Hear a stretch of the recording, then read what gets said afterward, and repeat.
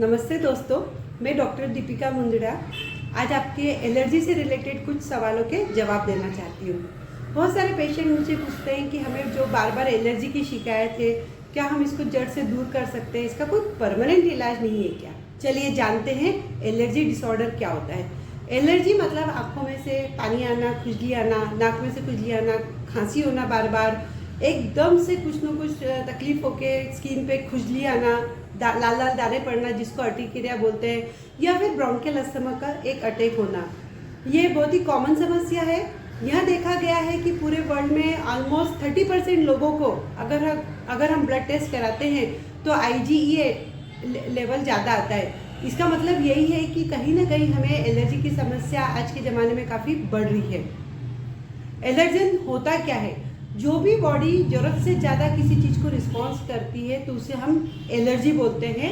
Normally भी अगर हमें नाक में कुछ इरिटेंट डाला जाए तो हमारी बॉडी छींक द्वारा उसको निकालने की कोशिश करती है। यही जो बढ़ा हुआ रिस्पॉन्स होता है उसे हम एलर्जी की समस्या के नाम से बोलते हैं। बच्चों में भी यह समस्या बहुत ज़्यादा देखी गई है। पॉल्यूशन की वजह से अब आने वाले समय में एलर्जी की समस्या बढ़ने ही वाली है। चलिए देखते हैं एलर्जेंस क्या क्या होते हैं।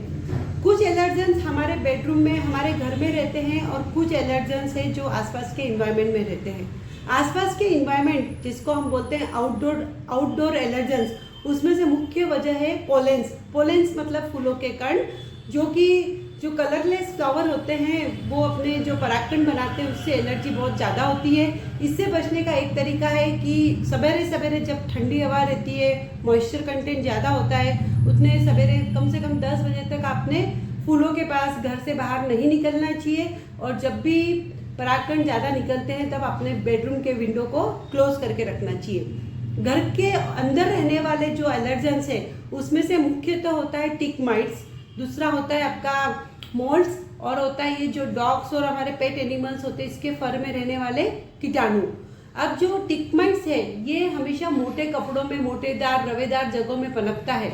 इसका मतलब ये होता है कि आपके ब्लैंकेट भी आपको नियमित रूप से धोना चाहिए, वो भी गरम पानी से, और आपके जो मैट्रेस यानी गादी है उसको भी समय समय पर बदल लेना चाहिए।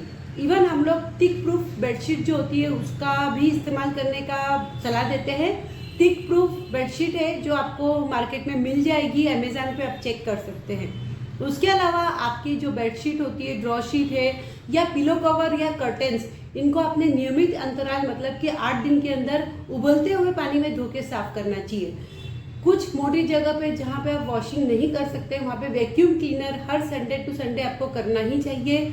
ज़्यादातर हो तो आप जो आपके डॉग्स या एनिमल्स को घर में बेडरूम में आने न दें, और आपके जो पेट एनिमल्स है वो कम फर वाला ले तो ज़्यादा अच्छा है, और उनको आप नियमित ब्रशिंग भी करते रहे और नियमित अंतराल पे उनको नहलाते भी रहे। फिर कुछ होता है मोल्ड्स को बचने की बात। मोल्ड्स तो डेफिनेटली ज़्यादा ह्यूमिडिटी वाले एटमॉस्फेयर में पनपती है। मोल्ड्स को बचने के लिए आपको चीज़ों को साफ रखना चाहिए और सूखा रखना चाहिए। जैसे कि जो बाथरूम और उस जगह जहाँ पे पानी का कलेक्शन बना रहता है उसे साफ करना बहुत ज़्यादा ज़रूरी होता है। शावर कर्टेन, शावर का जो हेड होता है उसे भी साफ करते रहिए। बाथरूम का इस्तेमाल करने के पहले और बाद में भी आपको सफाई करना चाहिए और उसे साफ रखना चाहिए। आपके हाथ को भी अपने नियमित अंतराल पर धोते रहना चाहिए। और अगर आपकी ये आदत है कि आप हाथ को नाक से टच कर रहे हैं तो उससे भी आपको बचना बहुत ज़रूरी है। खाना खाने के पहले और खाना खाने के बाद भी हैंड वॉश यूज़ करना आपको एलर्जी बचाने के लिए बहुत कारगर सिद्ध होगा। फिर इसका टेस्टिंग एक मैंने आपको बताया है IgE लेवल, दूसरा होता है फूड एलर्जी टेस्टिंग। पर मैं आपको बताना चाहूँगी कि ज़्यादातर जो एलर्जी की समस्या है वो फूड एलर्जी से न होके हवा के माध्यम से फैलने वाले कण से होती है। ज़्यादातर जैसे हम इंडियंस लोग हैं जो फूड एलर्जी को बहुत ज़्यादा ही अहमियत देते हैं, जबकि एलर्जेंस होते हैं जो हमारे एटमॉस्फेयर में बने रहते हैं। हमारे घर को साफ रखना एलर्जी से बचने का बहुत बड़ा तरीका है, और आपको हमेशा घर की सफाई सूखे कपड़े या गीले कपड़े से या स्पेशल मॉप होता है उससे ही करना चाहिए।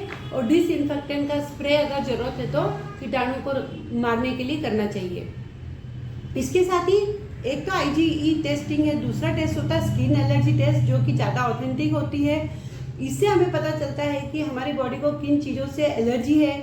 हम उसका वैक्सीनेशन भी करा सकते हैं, उन चीज़ों को अवॉइड भी कर सकते हैं। इसके साथ ही इसका ट्रीटमेंट भी दिया जाता है। ट्रीटमेंट बहुत ही ईजी होता है।